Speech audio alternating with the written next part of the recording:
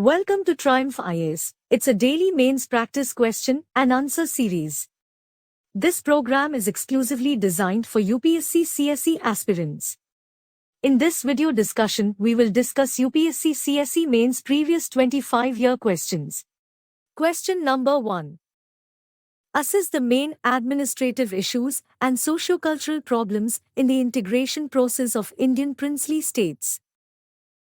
Let's start with the introduction of the answer. Integration of princely states into India on eve of independence was a difficult task for Indian authorities.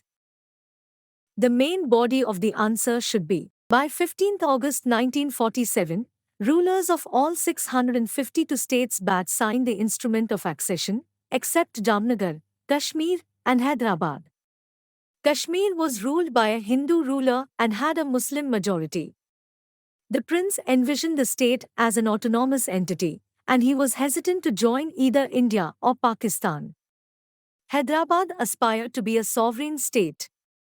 There was a cultural difference between Telugu-speaking parts of Hyderabad and Urdu-speaking and Marathi-speaking regions.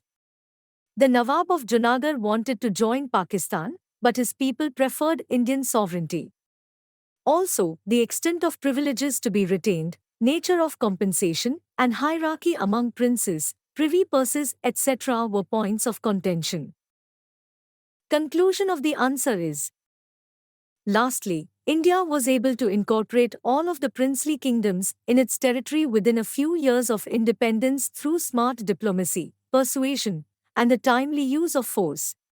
Question number 2. To what extent, in your opinion, has the decentralization of power in India changed the governance landscape at the grassroots? Let's start with the introduction of the answer. Decentralization of power or decentralized governance views the process of development not as the sole responsibilities of the state or the community, but involves collective responsibility and thus decentralize the executive, administrative, and financial powers among three tiers of government. Though India has adopted the decentralized governance since the inception of 5-year plans, but it got constitutionalized after 73rd and 74th Amendment. The main body of the answer should be decentralization and its impact on governance. Number 1. Administrative decentralization has improved the service delivery outcomes. Example, implementation of RT 2009, direct benefit transfer, etc.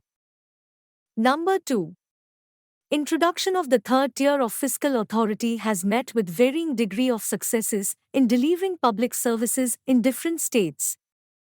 Number 3.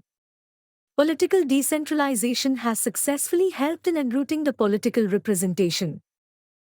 Number 4. Planning through Gram Sabhas helped in effective formulation of policies through bottom-up approach.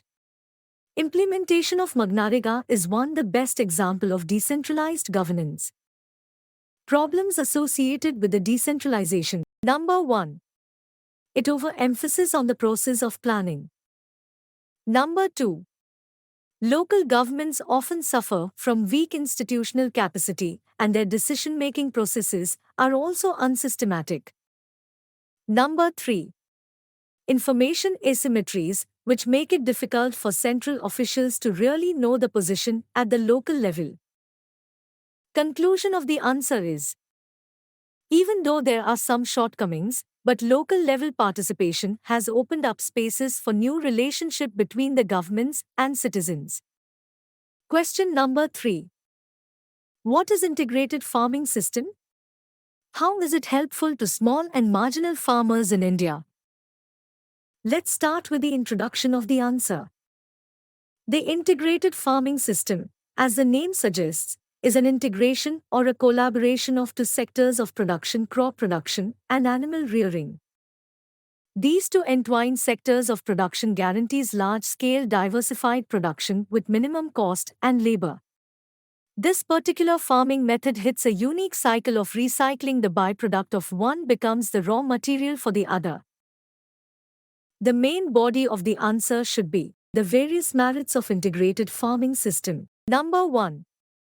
Introducing farmlands on the rugged mountainous regions, the various hilly areas in India today have a steady supply of crops and of the livestock products because of integrated farming system (IFS). Along the slopes, integrated fish and pig farming, integrated agriculture cum cattle rearing, and integrated fish cum chicken farming are mainly practiced. Number 2.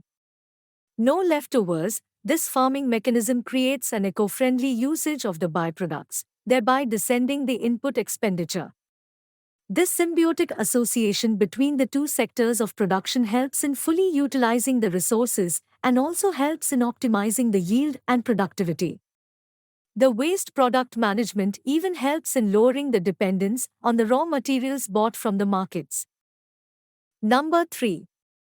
Environment friendly. This type of farming does not use chemical pesticides and insecticides, thereby providing healthy food. In turn, this farming helps in negating the drastic negative effect on the ecology. With the recycling of the residue, the soil keeps getting nourished naturally with the manure provided. The soil improves itself with the natural nitrogen fixation process and with many other micronutrients as secreted by microbes. Number 4.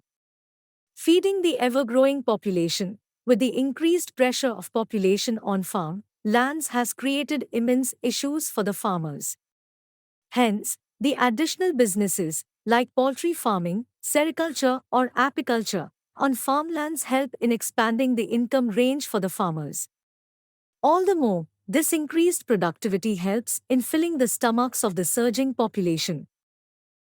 Conclusion of the answer is integrated farming system, with its recycling and economically viable processes, has turned out to be the need of the hour.